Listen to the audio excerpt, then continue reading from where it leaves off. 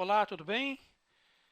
Nesse vídeo eu gostaria de conversar um pouco com vocês sobre as informações estratégicas que o RPNow fornece para a tomada de decisão em relação ao módulo comercial, em relação às propostas, vendas e etc.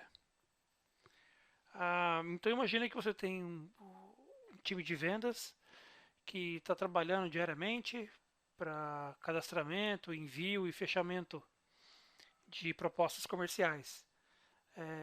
Durante esse processo todo, eles vão recebendo o feedback dos clientes, vão avaliando as propostas, aprovando algumas, reprovando outras. E é importante no final de um período a gente avaliar um pouco esse volume de dados que foi gerado pelo time comercial, para a gente entender e ter alguns insights, ter algumas ideias de como a gente pode melhorar aí o nosso processo de venda. Então, por exemplo, vamos acessar aqui o menu Relatórios, Vendas, Análise de Propostas. Então, eu posso fazer a análise só de um determinado vendedor, só de um determinado tipo. No nosso caso, para efeito de exemplo, vamos olhar todos os tipos e todos os vendedores, desde o dia 1º de janeiro até dia 31 de julho. Vamos gerar esse relatório para ver o que ele traz para a gente. Tá, então tem aqui análise de propostas. Vamos descer aqui um pouquinho mais. Então tem essa primeira parte aqui em cima, que o sistema faz uma análise para a gente das propostas em função do status que elas se encontram. Então eu tenho por vendedor as propostas cadastradas, as lidas, as aprovadas, reprovadas e aquelas que ainda estão em aberto. Então, mais do que informações operacionais aqui, a gente consegue ter algumas ideias em função desses dados que a gente está vendo aqui. Ah, por exemplo, eu estou avaliando o mesmo período para todos os vendedores. Então, no nosso exemplo aqui, alguma coisa acontece em relação aos vendedores, porque a diferença de propostas cadastradas por eles é muito grande.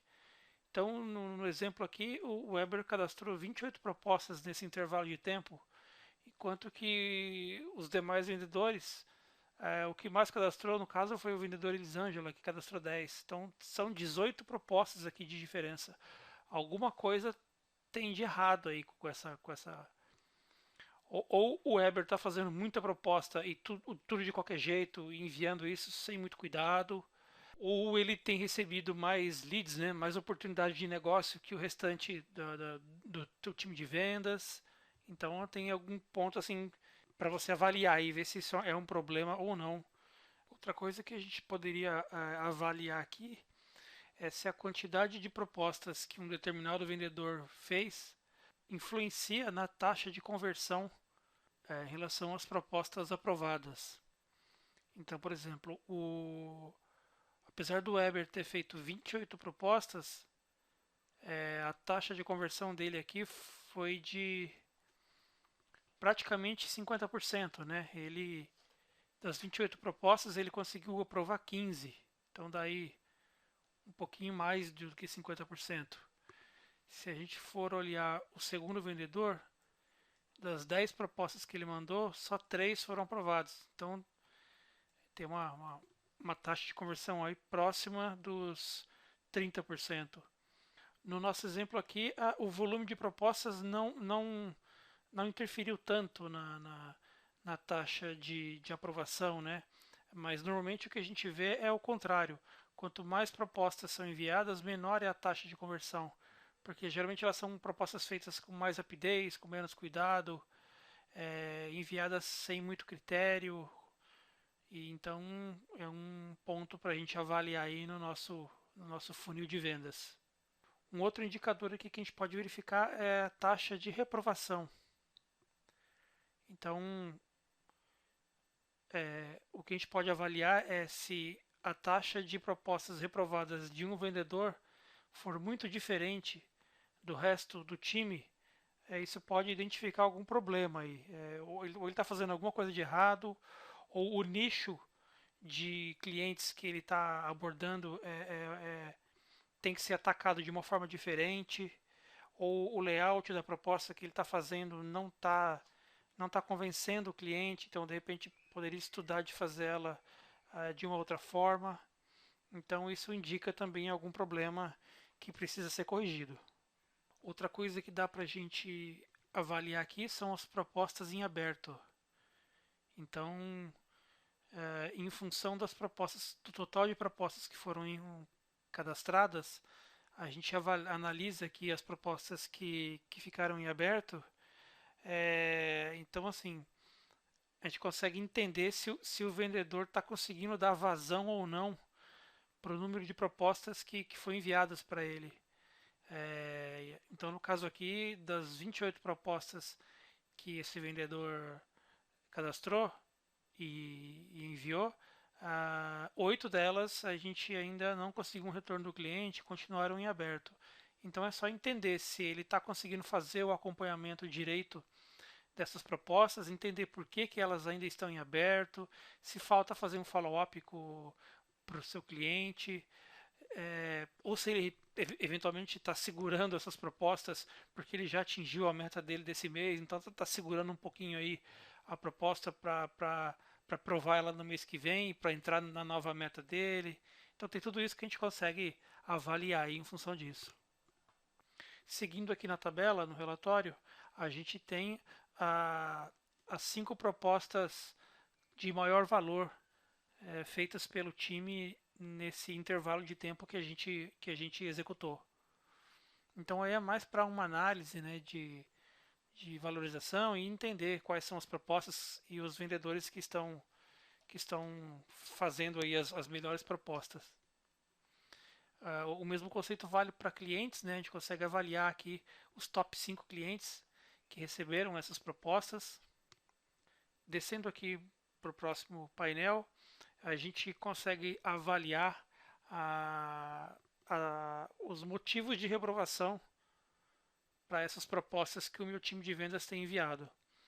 Isso é muito importante a gente ficar de olho nisso, porque isso aqui é fundamental para que com alguns ajustes que a gente faz nas nossas condições comerciais, por exemplo, faz com que o número de aprovações de proposta aumente consideravelmente.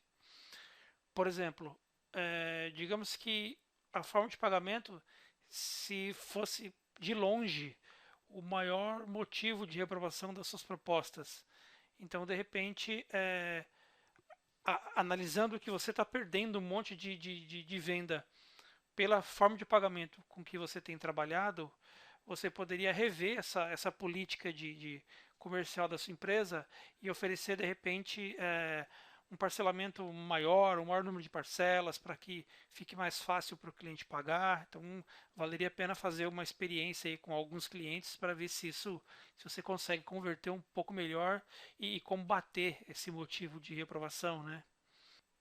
E isso vale para qualquer um dos motivos, né, de reprovação. A gente está perdendo muito para a concorrência, então vamos parar, vamos entender o que a concorrência está oferecendo a mais do que a gente, para a gente estar perdendo tantas vendas assim para eles. Então são números muito importantes para a gente estar acompanhando aí para ver se melhora a nossa taxa de conversão. Já a análise por tipo de proposta, ela dá alguns insights para a gente entender a correlação entre os itens que a gente vende.